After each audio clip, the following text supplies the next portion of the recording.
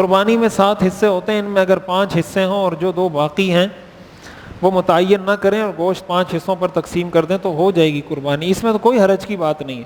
قربانی میں زیادہ سے زیادہ 7 حصے ہونا ضروری ہے، 1 بھی ہو سکتا ہے، 2 بھی ہو سکتے ہیں۔ جب 2 حصے ہوں گے تو گوشت 2 حصوں میں تقسیم ہوگا، 3 حصے ہوں گے تو 3 حصوں میں تقسیم ہوگا، 4 ہوں گے تو 4 میں تقسیم ہوگا، 5 ہوں گے تو 5 میں۔ 7 سے کم جتنے بھی ہیں اتنے حصوں میں گوشت کو تقسیم کر لیں، یہ کوئی ضروری نہیں ہے کہ 7 حصے ہی ہوں، یا بعض لوگ کہتے ہیں 1 ہو یا 3 ہو یا 5 ہو، ایسی کوئی کہانی نہیں ہے۔ 7 سے کم 1 2 3 4 5 6 کوئی بھی حصے ہو سکتے ہیں۔ حلال جانور بکرا، گائے، بیل وغیرہ، ان میں کون سی چیزیں مکروہ تحریمی ہیں؟ 7 چیزیں ہیں جو حلال جانور کی مکروہ ہیں، بعض حرام ہیں۔